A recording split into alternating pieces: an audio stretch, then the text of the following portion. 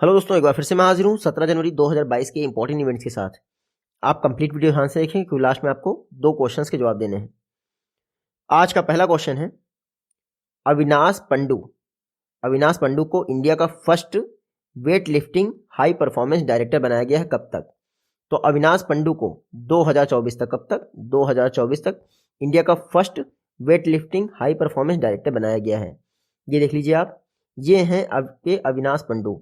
इनको इंडिया का first weight lifting high performance director बनाया गया है।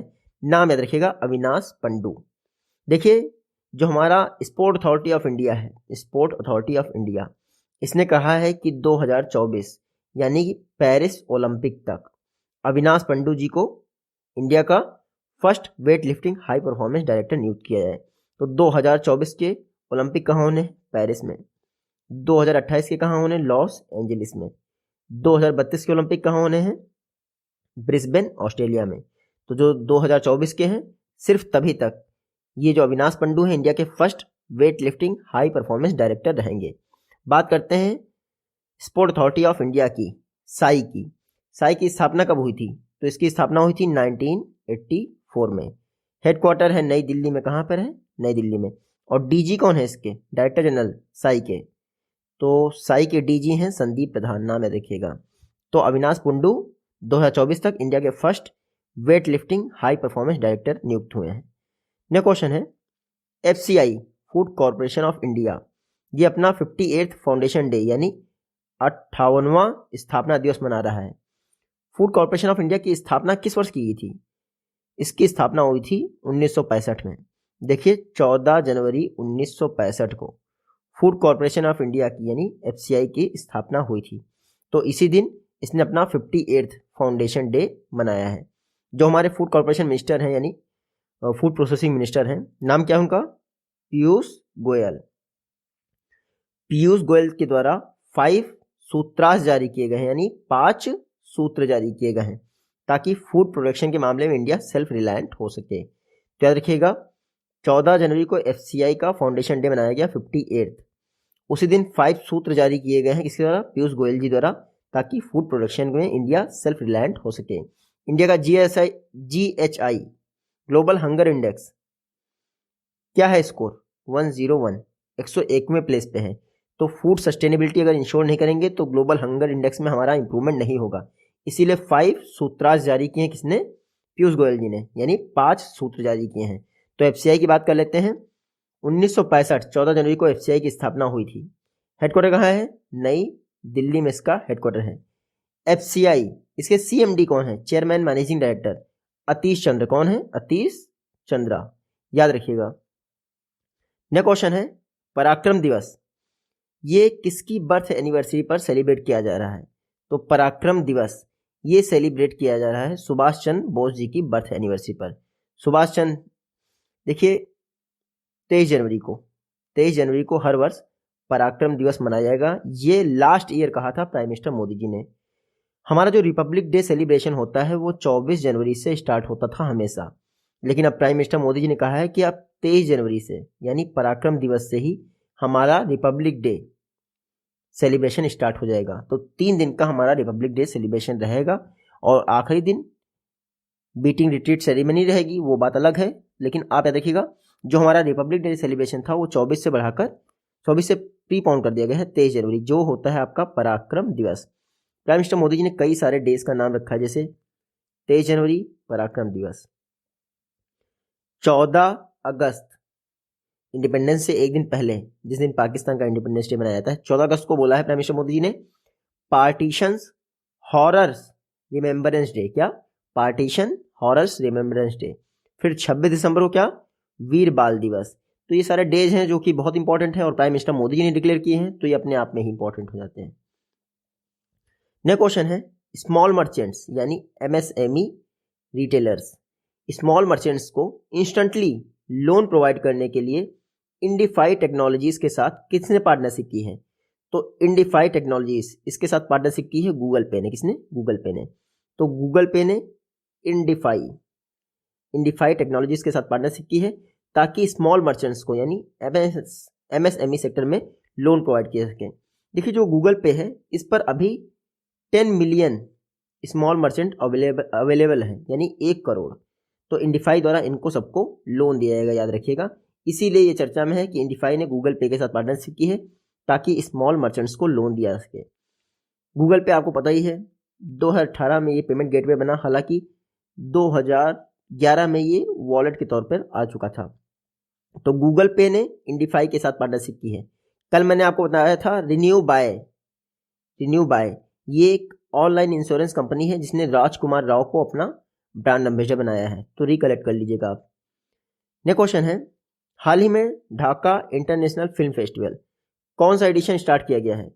तो ढाका इंटरनेशनल फिल्म फेस्टिवल, इसका 20वां एडिशन, कौन सा 20वां एडिशन स्टार्ट किया गया है।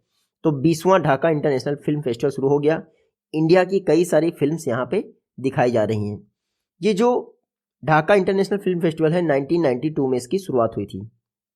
तो स्टार्टिंग में तो ये पर ईयर था, लेकिन 1995 से ही इसको बाई एनियल कर दिया गया, यानी हर 2 वर्ष पे कर दिया गया। तो Dhaka international film festival rainbow film society द्वारा मनाया जाता है, कहाँ पे? ढाका में, जो कि बांग्लादेश की कैपिटल है। बस इतना ही याद रखिए, बांग्लादेश की कैपिटल है ढाका। प्राइम मिनिस्टर कौन है? शेख हसीना। प्रेसिडेंट कौन है? अब्दुल हामिद। करेंसी क्या है बांग्लादेश की? टका। और इस बार ढाका इंटरनेशनल फिल्म फेस्टिवल का 20वां एडिशन मनाया गया है। नेक्स्ट क्वेश्चन है, इंडियन रेलवे इसकी स्थापना किस वर्ष हुई थी, यानी भारत में पहली रेलगाड़ी कब चली थी? 16 अप्रैल 1853 को। कब? 16 अप्रैल 1853 को इंडिया में पहली रेलगाड़ी चली थी। थोड़ी सी जान लेते हैं। 16 अप्रैल 1853 को इंडिया में पहली रेलगाड़ी चली थी। उस समय इंडिया के गवर्नर जनरल कौन थे? लॉर्ड डलहौजी। कौन थे? लॉर्ड डलहौजी। मुंबई से थाने के बीच में ये रेलगाड़ी चली थी 34 किलोमीटर के लिए। कितने? 34 किलोमीटर के लिए। इसमें 3 इंजन थे। उन 3 इंजन का नाम मैं आपको बता देता हूँ, शायद ही कभी पूछे। उन 3 इंजन का नाम था साहिब, सुल्तान, सिंध। क्या? साहिब, सुल्तान, सिंध। बाकी 13 बोगी थी, वो बात अलग है। इंडिया के फर्स्ट रेल मिनिस्टर कौन थे? जॉन मेथाई। वर्तमान में कौन है? अश्वनी वैष्णव। इंडिया का जो रेलवे बोर्ड है, रेलवे बोर्ड के सीईओ कौन है? सुनीत शर्मा। सुनीत शर्मा, याद रखिएगा। अब मैंने इतनी राम कथा क्यों बताई है?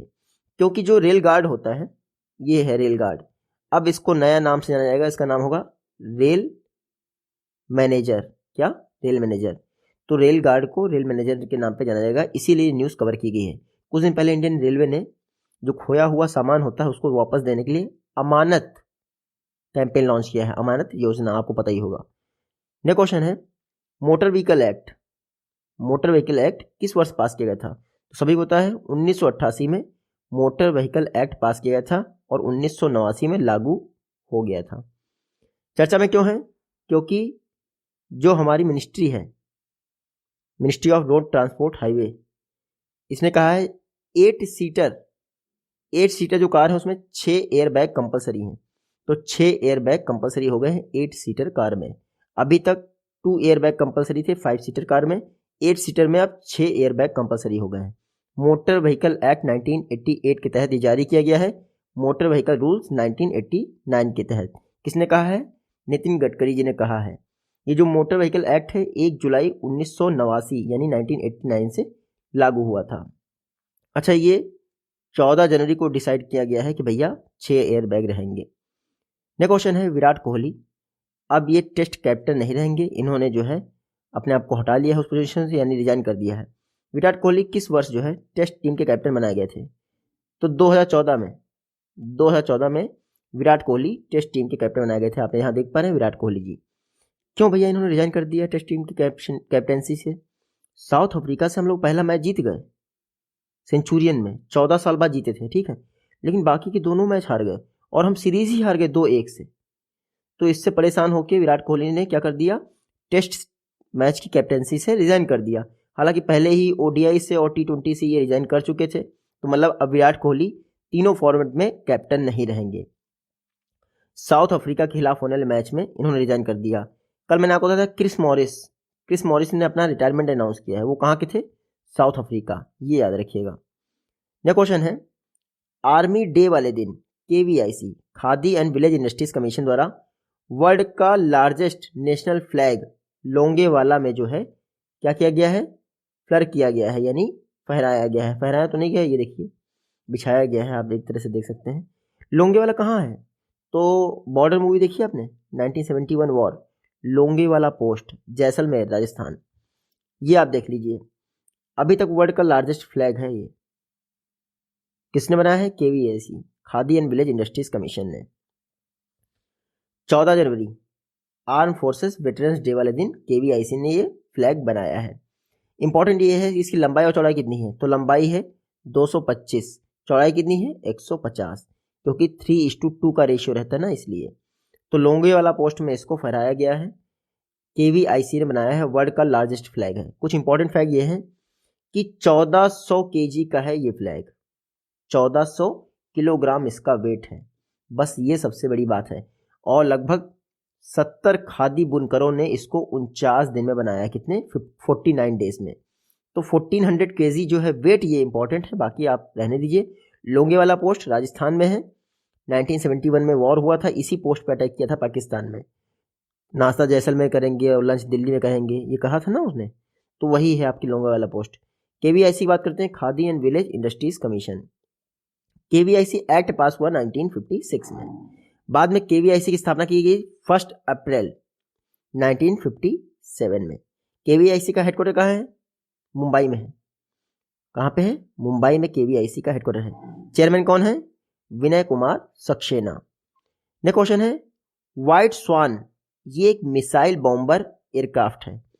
हाल ही में किस कंट्री ने अनवील किया है, तो मिसाइल बॉम्बर को अनवील किया है रूस की आर्मी ने।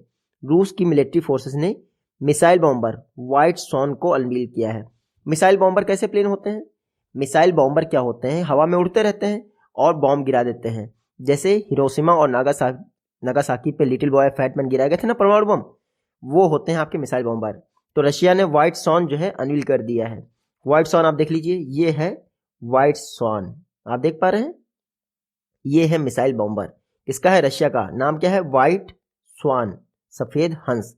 तो व्हाइट कलर का है। हालांकि इसका टेक्निकल नाम क्या है, टेक्निकल नाम है TU-160M। TU क्या है, इसको जिस कंपनी ने बनाया है टुपोलेव, उसी के नाम पे है TU। तो हालांकि TU-160M इसका नाम है और नॉर्मल नाम है व्हाइट स्वान, जो कि एक मिसाइल बॉम्बर है, रशिया द्वारा बनाया गया है। खास बात क्या है, सुपरसोनिक है, इसकी स्पीड है 2 पॉइंट समथिंग मैक, मतलब 2 मैक से ऊपर है। एक बार में 24 क्रूज मिसाइल ले जा सकता है, चाहे वो न्यूक्लियर हो नॉन न्यूक्लियर हो कैसी भी हो, यानी 34 टन की इसकी कैपेसिटी है और 14,000 किलोमीटर तक ये बिना रिफ्यूलिंग के चल सकता है। तो बहुत खतरनाक आपका ये जो व्हाइट स्वान है, अभी तक का लार्जेस्ट और हैवीएस्ट क्या है, मिसाइल बॉम्बर है। व्हाइट स्वान किसने लॉन्च किया है, रशिया ने लॉन्च किया है, आप इतना याद रखिएगा। रशिया की बात कर लेते हो तो ये मैप में देख लीजिए, ये है आपका रशिया। रशिया की कैपिटल क्या है, मॉस्को। करेंसी क्या है, रूबल। रशिया के प्रेसिडेंट कौन है, व्लादिमीर पुतिन, जो कि 2036 तक, कब तक, 2036 तक रशिया के प्रेसिडेंट बने रहेंगे।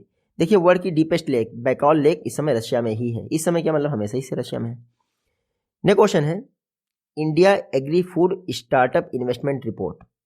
India agri food startup investment report, इसके अनुसार 2020-21 में फूड टेक्नोलॉजी स्टार्टअप में जो इन्वेस्टमेंट है वो कितने % इंक्रीज हुआ है, तो फूड टेक्नोलॉजी स्टार्टअप में इन्वेस्टमेंट 97% इंक्रीज हुआ। कितना, 97%। देखिए 2019 के दौरान जो फूड टेक्नोलॉजी स्टार्टअप थे, इसमें इन्वेस्टमेंट आया था $1.1 बिलियन। कितना, $1.1 बिलियन। 2020-21 के दौरान जो फूड टेक्नोलॉजी स्टार्टअप हैं, इसमें इन्वेस्टमेंट आया है $2.1 बिलियन। कितना, $2.1 बिलियन। तो 97% का इंक्रीज देखा गया है। हाल ही में India agri food startup investment report जारी की गई है। किसने जारी की है, AgFunder and AgFunder and Omnivore, इन्होंने ये रिपोर्ट जारी की है। बस आपसे यही पूछेंगे कि जो फूड टेक स्टार्टअप है उसमें आपका इन्वेस्टमेंट कितना बढ़ा है, तो 97%, $2.1 बिलियन रहा है 2020-21 के दौरान। नेक्स्ट क्वेश्चन है, first world deaf T20 cricket championship किस इंडियन स्टेट में ऑर्गेनाइज की जाएगी, तो पहली बार world deaf T20 cricket championship को ऑर्गेनाइज किया जाएगा केरल में। बहरे लोगों की प्रतियोगिता है, ठीक है। World deaf T20 cricket championship कहाँ पे होगी? केरल में। कब होगी? 2023 में होगी।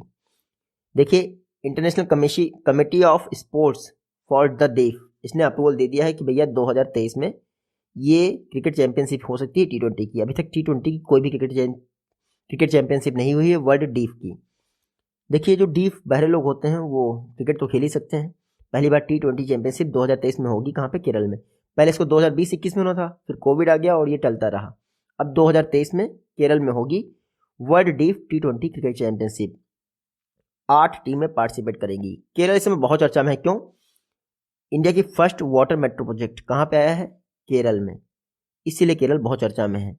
बाकी मथकेतन, 16 नेशनल पार्क वगैरह आपको पता ही है। बात करते हैं international committee of sports for the deaf. ये कहाँ पे है? हेडक्वार्टर कहाँ है इसका? मैरीलैंड, यूएसए में, यानी अमेरिका में इसका हेडक्वार्टर है, मैरीलैंड में। प्रेसिडेंट कौन है? Rebecca Adam. ये जो कमेटी है इसकी स्थापना हुई थी 1924 में। नेक्स्ट क्वेश्चन है, हाल ही में आरबीआई द्वारा किस बैंक को सीबीडीटी और सीबीआईसी के बिहाफ पर डायरेक्ट और इनडायरेक्ट टैक्स कलेक्ट करने की अथॉरिटी देगी है? तो आरबीआई ने साउथ इंडियन बैंक को, किसको? साउथ इंडियन बैंक को direct and indirect tax collect करने की अथॉरिटी दे दी है सीबीडीटी एंड सीबीआईसी के आधार पर। तो ये एग्जाम में आपसे नहीं पूछेंगे आरबीआई ने किसको अथॉरिटी दी, क्योंकि 50 बैंक रहती हैं, आरबीआई जिसको अथॉरिटी देता रहता है। कुछ दिन पहले किसी और को दिया, बैंक ऑफ बड़ौदा को दिया, अब साउथ इंडियन बैंक को दे दिया। साउथ इंडियन बैंक बहुत चर्चा में है। क्यों? बता देता हूं आपको। हाल ही में साउथ इंडियन बैंक को यूआई पाथ ऑटोमेशन अवार्ड दिया गया है। यूआई पाथ ऑटोमेशन अवार्ड दिया गया। क्यों? रोबोटिक्स टेक्नोलॉजी का ढंग से यूज करने के लिए। तो साउथ इंडियन बैंक, नाम याद रखिएगा, यूआई पाथ ऑटोमेशन अवार्ड दिया गया है। साउथ इंडियन बैंक की बात करें तो इसकी स्थापना हुई थी 1929 में। हेडक्वार्टर कहाँ है इसका? थ्रिशूर, केरला में इसका हेडक्वार्टर है। सीईओ कौन है? मुरली राम कृष्णन। अच्छा, ग्लोबल प्राइवेट बैंक अवार्ड किसको मिला है? एचडीएफसी बैंक, याद रखिएगा। नेक्स्ट क्वेश्चन है, ऑस्ट्रेलिया का एक वाइन ब्रांड है जैकब्स क्रीक। ये रेड वाइन ब्रांड है ऑस्ट्रेलिया का। इसने अपना ब्रांड एम्बेसडर किसको बनाया है? तो जैकब्स क्रीक ने अपना ब्रांड एम्बेसडर बनाया है मिथाली राज को। किसको? मिथाली राज को। ये मिथाली राज हैं, इंडियन वुमेन क्रिकेट टीम की कैप्टन है मिथाली राज। इनको जैकब्स क्रीक ने क्या बनाया है? अपनी वाइन ब्रांड का बनाया है ब्रांड एम्बेसडर। तो मिथाली राज को आप देख लीजिए, ये है Mithali Raj, Indian women cricket team की कैप्टन है। जैकब्स क्रीक जो कि एक ऑस्ट्रेलियन वाइन ब्रांड है, मिथाली राज को अपना क्या बनाया है? Brand ambassador. देखिए, मिथाली राज इंटरनेशनल, जो वुमेन्स इंटरनेशनल क्रिकेट है उसमें सबसे ज़्यादा स्कोर किया है मिथाली राज ने। तो जायज़ है, हर कोई इनको अपना ब्रांड एम्बेसडर बनाया जाएगा। जैकब्स क्रीक ऑस्ट्रेलिया का वाइन ब्रांड है, आप इतना याद रखिएगा। जैकब्स क्रीक 2022 में ICC women's T20 world cup organise कर रहा है। कहाँ पर? ICC women's T20 world cup organise हो रहा है साउथ अफ्रीका में। जैकब्स क्रीक क्या है? इसका जो वाइन है ना, उस प्रोडक्ट को स्पॉन्सरशिप दे रहा है। बस इतना देखिए, तो बस आके कुछ है नहीं इंपॉर्टेंट इसमें। जैकब्स क्रीक वाइन ब्रांड है ऑस्ट्रेलिया का। नेक्स्ट क्वेश्चन है, कमाल खान, हाल ही में इनका निधन हो गया। कहाँ से बिलोंग करते थे ये कमाल खान? यूपी के लखनऊ से बिलोंग करते थे कमाल खान। कहाँ से? यूपी के लखनऊ से। इनको देख लीजिए आप, कमाल खान, हाल ही में इनका निधन हो गया। एनडीटीवी के एग्जीक्यूटिव एडिटर थे एनडीटीवी के एग्जीक्यूटिव एडिटर थे कमाल खान, हाल ही में इनका निधन हो गया। यूपी के लखनऊ से बिलोंग करते थे कमाल खान, आपको इतना याद रखना है, ठीक है।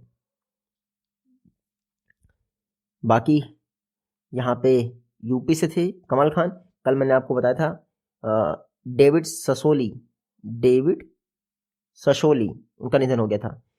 David Sassoli European union parliament के प्रेसिडेंट रहे थे डेविड ससोली, और इटली से थे, उनका निधन हो गया था। तो डेविड ससोली और कमाल खान दोनों का नाम याद रखिएगा। ये आज की वीडियो से क्वेश्चन है, आप इजीली इनका जवाब दे पाएंगे। जल्दी ही मिलते हैं आप सभी नेक्स्ट वीडियो में। तो टेक केयर, गुड बाय।